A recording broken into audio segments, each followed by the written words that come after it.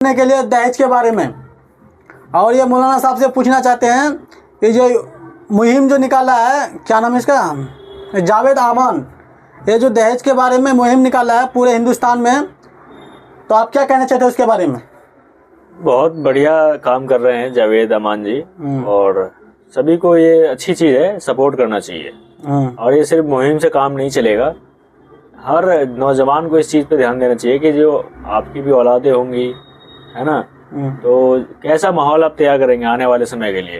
अभी जिस तरह का माहौल है, आप यकीन मानिए कि भाई दहेज और मेहर के लिए भी लोग जो है मुंह फाड़ के मेहर मांगते हैं। लड़की वाले जो है दहेज मांगते हैं, लड़की वाले दहेज मांगते हैं, लड़के वाले भी दहेज मांगते हैं।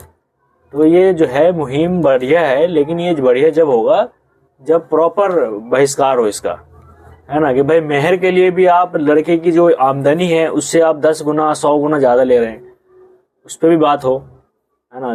दहेज जो लड़की वाले से लड़के वाले मांग रहे हैं उस पर भी बात हो। समाज में बराबरी के लिए ज़रूरी है।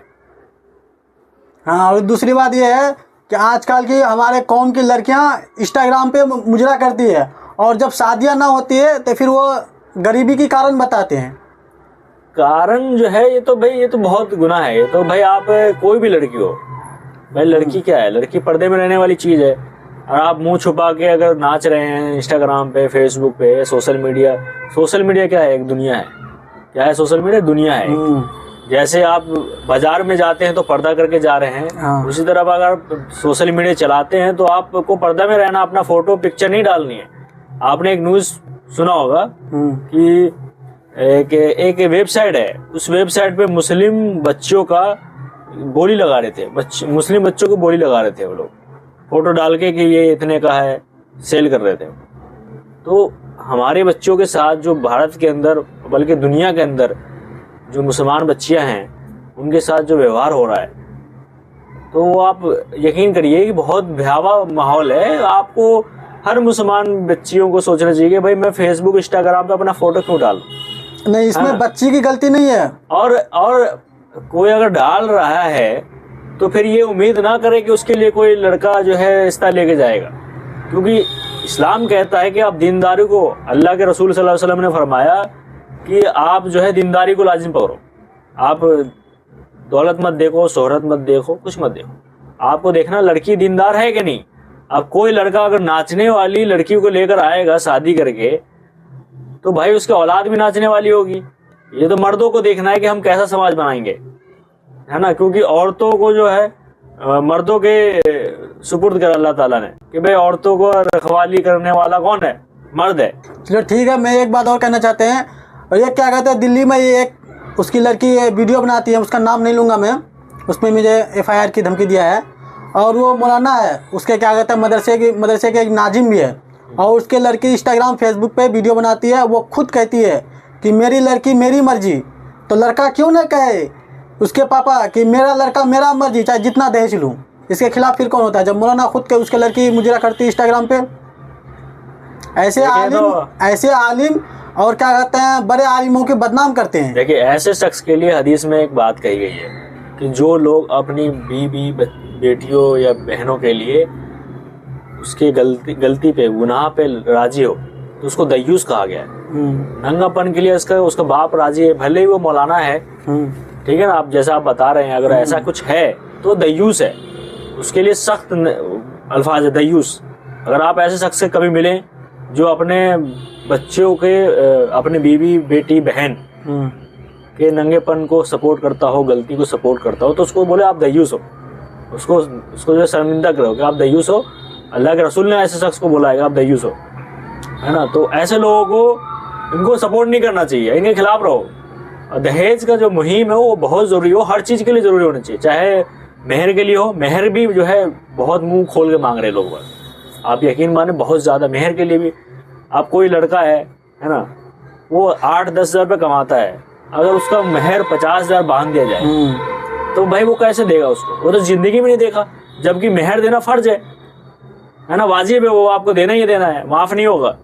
और हमारे बिहार में क्या कहते हैं, मेहर देना फ़र्ज नहीं, क्योंकि निकाह तो खुद आलिम पढ़ाते हैं, जबकि एक आदमी क्या कहता है 20 भरी 20 भरी सोना बांधते हैं। और क्या कहते हैं लड़के के ऊपर 20 भरी 25 भरी सोना के मेहर बांधते हैं और वो अदा कर नहीं पाते हैं, फिर निकाह तो क्यों मौलाना पढ़ाते हैं? ऐसे निकाह फिर वो पढ़ा क्यों रहे हैं? देखिए कोई भी है, अगर कोई मौलाना पढ़ाता है तो मौलाना की गलती है भाई। आप जब आप लड़के से पूछोगे ना कि भाई आपके लिए मेहर, आप जैसे निकाह होता है तो निकाह के वक्त कबूलनामा होता है कि भाई आपको इतने इतने मेहर पे फलाना की लड़की दी जा रही है नानो नफका के साथ, तो आप कबूल करते हो।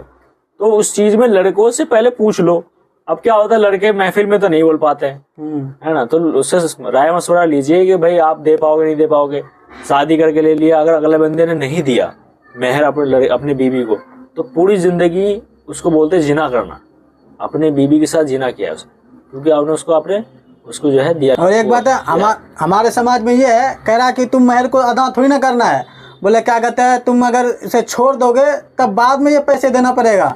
और जिंदा में बहुत गुनाह है। अगर कोई शख्स बिना मेहर दिए मर जाता है, दुनिया से चला जाता है, तो उसको बहुत जना, उसके लिए इतना ये समझ लो कि ये कहा गया है कि पूरी जिंदगी उसने जो है बलात्कार किया, मतलब जिना काम किया, गलत काम किया है अपनी बीवी के साथ। उसके औलाद उसका हराम का औलाद पैदा हुआ, क्योंकि भाई उसने अपने बीवी का हक अदा नहीं किया। आप जो वादा करके लाते हो, आप एक एग्जाम्पल से बात समझे, आप कोई चीज खरीदने जाते हो, ईएमआई पे लिया आपने कोई चीज, तो आप उसके पैसे नहीं दोगे, पैसे दोगे ना। अगर पैसे नहीं दोगे तो क्या होगा, पुलिस पकड़ के ले जाएगी। ठीक उसी तरह है, अगर आपने मेहर बांधा है तो आपको देना है। अच्छा तो ये है कि आप निकाह के वक्त ही दे दें, अगर आप नहीं दे रहे हैं तो बाद में दे दीजिए। हदीस में है, अल्लाह ताला कुरान में फरमाते हैं कि अगर कोई शख्स, कोई औरत चाहे तो अपने मर्जी से अपने शौहर का मेहर कम कर सकती है। अब जैसे आप बता रहे हैं कि है, तो आप अपने बीवी से बोले यार मेरे बस की तो नहीं है, आप उसको कम कर देगी तो आप उसको दे सकते हैं। वो उसका कहना ये है कि तुम मुझे अगर आज छोड़ के कल अगर मुझे तुम तलाक दे दिए तो तब जब देना पड़ेगा। अगर ऐसे ज़िंदगी में तुम अगर मर गए, मरने के बाद तब इंसान पूरे ज़िंदगी कमा के दे नहीं पाया और मरने का टाइम में वो कह देता कि हम माफ़ कर दिए, ऐसे माफ़ हो जाता है क्या? नहीं, ऐसे माफ़ नहीं होता है। मरने के, अगर आप मर गए, अभी भी आके कान में मैयत के बोले कि भाई आप माफ़ कर दिए, तो ये आप थोड़ी सुनने के लिए बैठे हैं भाई। आप तो चले जा चुके हो, तो मैयत तो जा चुका है भाई, रूह तो निकल गई है ना, तो आप माफ़ नहीं होगा वो। आप बड़े बड़े उलमा से इस बारे में मसला बात कर लीजिए, माफ़ नहीं होता। जीते जी माफ़ करना है। अगर आप जीते जी अपनी बीवी से माफ़ करा लेते हैं तो वो माफ़ है, या फिर आप कम करवा लीजिए कि भाई देख मैं इतना दे पाऊंगा। अगर वो राजी है इस चीज पे तो ठीक है, नहीं राजी है तो भाई आपको देना ही पड़ेगा, दूसरा कोई ऑप्शन नहीं है।